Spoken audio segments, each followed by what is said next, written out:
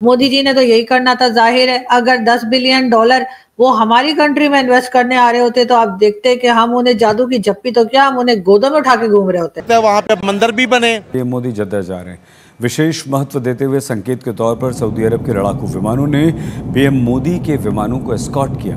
ये उस समय की तस्वीर है जब पीएम मोदी जद्दा की वायु सीमा में पहुंचे, उनका प्लेन पहुंचा तो सऊदी अरब के लड़ाकू विमानों ने प्रधानमंत्री नरेंद्र मोदी के विमान को एस्कॉर्ट किया। बड़े पैनिक कर गए हैं कि ये तो अंदाज जो है वो पाकिस्तान एक्सपेक्ट करता था कि हमें इस तरह वेलकम किया जाएगा, और वो इंडिया जिसको अरब वर्ल्ड के अंदर और ख़ास तौर पर सऊदी अरब के अंदर या यूएई के अंदर माजी में इस तरह वेलकम नहीं किया जा रहा, अब F-15 जो है वो उनको लेने आया हुआ है और कहा कि ये हमारा ब्रदर है, और पाकिस्तान कह रहे ये ब्रदर तो हम कहते थे, इनके ब्रदर कब से हो गए ये। उनके मुल्क को जिन लोगों ने उठाया हुए अपने हाथों पर, उनके 8 लाख वर्क फोर्स भारत की, यानी कि चारों तरफ से पैसा ही पैसा होगा, डॉलर ही डॉलर होगा। पाकिस्तानियों को इतराज हो जाएगा जी मोदी पहले यूएई में मंदिर बना रहा था। जो लोग छाती पीट रहे थे भगवान राम के प्राण प्रतिष्ठा पर, मुझे लगता है कि अभी ठंडक हुई भी नहीं होगी, खुजली बंद भी नहीं हुआ होगा, बरनौल अभी लगा ही रहे होंगे। लो भैया एक और उनके लिए धमाका हो गया है। भी कंट्री था, उसको नहीं हिंदुओं के साथ गले मिलने चाहिए था। मोदी को नहीं भाई बोलना चाहिए था। हिंदू मुस्लिम कब मुसलमान एक दूसरे के भाई हो सकते हैं। हिंदू ज्यादा होंगे वहाँ पर, हम अपने इस्लाम छोड़ दें, वहाँ पे हमने अपने इस्लाम की पैरवी करनी है ना। तो फिर उनको किसका डर है? मोदी का डर है उन्हें कि वो मंदिर बना रहे हैं। उनका जो है वो अल्लाह का डर उनके दिलों में से खत्म हो गया है। हमारे लीडर भी वैसे एयरपोर्ट पे जाते हैं, लेकिन हमारे लीडर्स को एयरपोर्ट पे कोई नहीं लेने आता। आतंकी और भगोड़े लोग जा करके जो पाकिस्तान में बताने की कोशिश करते हैं कि भारत में मुसलमानों को बहुत अत्याचारित किया जाता है। नमस्कार दोस्तों पाकिस्तानी इस समय बहुत ज़्यादा घबरा गए हैं। इनके पैरों तले ज़मीन खिसक गई है, क्योंकि मोदी जी को लेने जब F-16 भेजे सऊदी अरेबिया ने, तो बिल्कुल पाकिस्तानी शॉक्ड हो गए कि इनको कभी इस तरह का स्वागत इनका कभी वहाँ पे नहीं होता है। हालांकि ये लोग वहाँ भीख मांगने जाते हैं तो इनका स्वागत हो भी नहीं सकता, क्योंकि भिखारी का कोई स्वागत नहीं करता। दूसरी तरफ पाकिस्तानी को लग रहा है कि अब सऊदी अरेबिया जो कि एक मुस्लिम कंट्री है, मुसलमानों का गढ़ है, वहाँ पे मंदिर बन जाएगा। मंदिर बनने की सूचना से या मंदिर बनने की आहट से अब इन लोगों की बिल्कुल धड़कनें बहुत तेज हो गई हैं, और इनको लग रहा है कि अब सऊदी अरेबिया भी पूरी तरह से हिंदूकरण हो जाएगा सऊदी अरेबिया का। सऊदी अरेबिया और भारत के बीच में जो बिजनेस डील है, उन्हें देखकर भी ये लोग पूरी तरह से शॉक्ड है, क्योंकि 1-2 बिलियन की जो भीख मांग रहे हैं पूरी दुनिया में, उनको अगर 100-200 बिलियन डॉलर की डील होते हुए दिखती है तो ये लोग पूरी तरह से शॉक हो जाते हैं। आप इस सब के बारे में क्या सोचते हैं कमेंट बॉक्स में जरूर लिखिएगा। वीडियो अच्छा लगे तो लाइक करें, शेयर करें, चैनल को सब्सक्राइब करना ना भूलें, बेल का आइकन प्रेस कर दें लेटेस्ट नोटिफिकेशन के लिए। आइए आगे बढ़ते हैं इस वीडियो में। बड़े पैनिक कर गए हैं कि ये तो अंदाज जो है वो पाकिस्तान एक्सपेक्ट करता था कि हमें इस तरह वेलकम किया जाएगा, और वो इंडिया जिसको अरब वर्ल्ड के अंदर और ख़ास तौर पर सऊदी अरब के अंदर या यूएई के अंदर माजी में इस तरह वेलकम नहीं किया जा रहा, अब F-15 जो है वो उनको लेने आया हुआ है, जहाज़ और पता नहीं क्या क्या। कैसे देखती हैं आप मोदी साहब के सऊदी अरब के विजिट को? जी, सबसे पहले तो बहुत शुक्रिया चीमा साहब आपने बुलाया, और बिल्कुल ऐसा ही है कि बहुत शानदार तरीके से पीएम मोदी जो है उनको वेलकम किया गया है सऊदी अरब में। पाकिस्तानी जो पैनिक है उनको ये सोचना चाहिए कि बिल्कुल पाकिस्तान के साथ भी यही कुछ होना चाहिए, लेकिन उस सूरत में जब पाकिस्तान अपनी वही पोजीशन बना ले जो भारत ने की है। अगर हमारी तरफ से कोई जाता है सऊदी अरब, ऐसा नहीं कि हमारे लोग जाते नहीं हैं, लेकिन अगर वो जाते हैं तो सऊदीज़ को यही लगता है कि कुछ मांगने के लिए आए हैं या कुछ लेने आए हैं। अगर कोई चीज़ या तो डोनेशन लेंगे या फिर लोन मांगेंगे, या फिर जो पहले से पैसा दिया हुआ है उसको कहेंगे कि अभी वापस ना लो।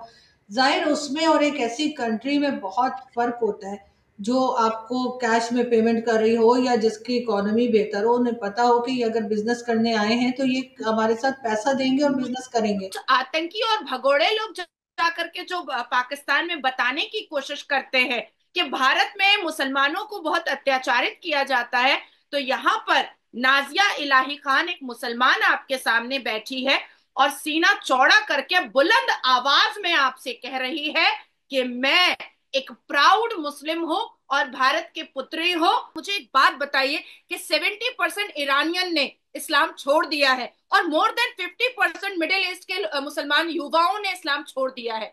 क्या हम नए ईरा में को वेलकम नहीं करना चाहिए? क्या रीजन और रैशनैलिटी को समझना नहीं चाहिए? क्या रेडिकलाइजेशन और टेररिज्म के खिलाफ आवाज नहीं उठानी चाहिए? तो हम जब इस बात को उठाते हैं तो आप लोग जाकिर नायक जैसे लोगों को बुलाते हैं, और उससे एक बेचारी बच्ची जो जो आई थिंक ब्लोच की थी या बिल्कुल कहीं की थी, उस नाइन्थ क्लास की स्टूडेंट थी बिल्कुल, और छोटी बच्ची थी बिल्कुल। महरम और नाम महरम आपने लगा दिया, और आप फिजा खान के साथ बैठे हुए हो। वो बच्चियां, वो यतीम बच्चियां नाम महरम है, और आपको जवान फिजा खान नाम महरम नहीं। ये हमारे साथ ऐसा नहीं होगा कि हमसे सामान ले लेंगे और कहेंगे कि पैसा नहीं है। तो पाकिस्तान को इसमें मेरा ख्याल है इतना बुरा बनाने के बजाय अपनी पोजीशन को ठीक करने की ज़रूरत है, और हो सकती है अगर ये कोशिश करें तो अपनी इकोनॉमी को ठीक करने की। और इकोनॉमी ठीक करने का मतलब ये नहीं होता है कि यहाँ वहाँ से पैसा पकड़ लें और फिर तीसरी जगह पे दे दें। तो डेफिनेटली ऐसा होगा। वहाँ पर तकरीबन 2 करोड़ के करीब जो है वो इंडियंस भी मौजूद हैं सऊदीया में जो रहते हैं। और डेफिनेटली अभी तक मैंने तो नहीं सुना कि किसी को सऊदी अरब ने भीख मांगने के ऊपर निकाला, लेकिन पाकिस्तानी को तो वो निकालते रहते हैं। मुझे कोई 2-4 इंडियंस के नाम अगर कोई बता दे कि जिनको निकाला गया है तो मैं मान जाऊंगी, लेकिन पाकिस्तान से तो हजारों की तादाद में लोगों को, पाकिस्तानियों को निकाला जाता है। तो सर ऐसी कंट्री में और भारत में ये फर्क तो आएगा।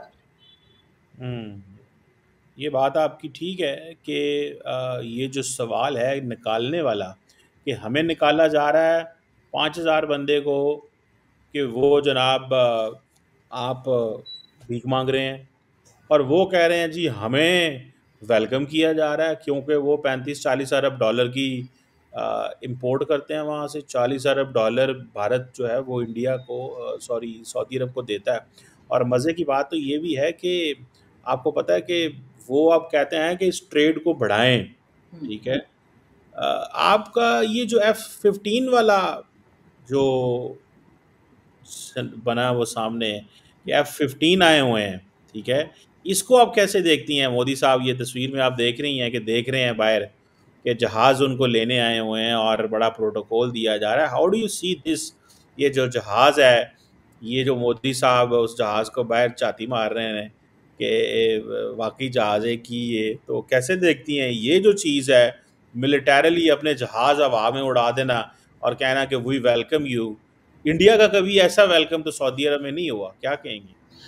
सर बिल्कुल फर्स्ट टाइम हुआ है, लेकिन ये कि इसका मतलब यही है कि जो भारत है उसने अपने आप को उस जगह पहुंचा दिया है जहां पर इस तरह से वेलकम हो। अभी जो मोदी जी सऊदीया गए हैं, आप जानते हैं कि अभी उनकी कंट्री के अंदर जो है वो वहाँ के अमेरिका के वाइस प्रेसिडेंट मौजूद हैं, और उनसे मिलकर 2 दिन के बाद, वो हालांकि अभी 4 दिन के लिए आए हैं, लेकिन मोदी जी जो है वो निकल के सऊदीया चले गए और इस तरह का वेलकम उन्हें दिया जा रहा है। तो डेफिनेटली ये आपको बताता है कि इस वक्त भारत की क्या पोजीशन है, भारत कितना स्ट्रांग जा रहा है, ये बताता है आपको। उसमें किसी को भी, किसी पाकिस्तानी को भी नाराज होने की जरूरत नहीं है और ना ही बुरा लगने चाहिए, इसलिए कि अगर आप भी चाहते हैं कि आपके भी लीडर्स अगर चाहते हैं कि इसी तरह का वेलकम हो, तो आपको अपनी पोजीशन भी वही बनानी पड़ेगी, आपको उसी तरह से अपनी इकोनॉमी को ठीक करना पड़ेगा। फिर से एक बार मुझे सल्यूट करना चाहिए, क्योंकि जब भी मैं आपके साथ डिस्कशन में जो कहती हूँ वो होता है। ठीक है, मैंने कहा था ये घुटने के बल गिरेगा। देखो शोएब, झुकती है दुनिया, बस झुकाने वाला होना चाहिए, वो दबदबा होना चाहिए, वो ऑरा होना चाहिए, वो रिप्रेजेंटेशन होना चाहिए, वो प्रेजेंटेबिलिटी होनी चाहिए कि दुनिया आपके सामने आकर के झुक जाए। और आदरणीय प्रधानमंत्री ने हम लोगों को यही सिखाया है कि अगर कोई आपको क्रिटिसाइज करे, अगर कोई आपको ह्यूमिलिएट करने की कोशिश करे, तो उसको जवाब देने में आप अपना वक्त जाया मत कीजिए। आप अपने आप को इतना सक्सेसफुल कर दीजिए और इतनी लंबी लकीर खींच दीजिए कि वो आपसे सवाल करने के ताकत और औकात में ही ना रह पाए। तो ये हमने भी सीखा है, हम अपनी निजी जिंदगी से लेकर के प्रोफेशनल लाइफ से लेकर के पॉलिटिकल लाइफ तक में आदरणीय प्रधानमंत्री को हम फॉलो करते हैं। आपको याद होगा कि मोहम्मद मोइजू जैसे ही उन्होंने शपथ लिया था, उन्होंने एक नारा, अजीम व शान नारा बुलंद किया था,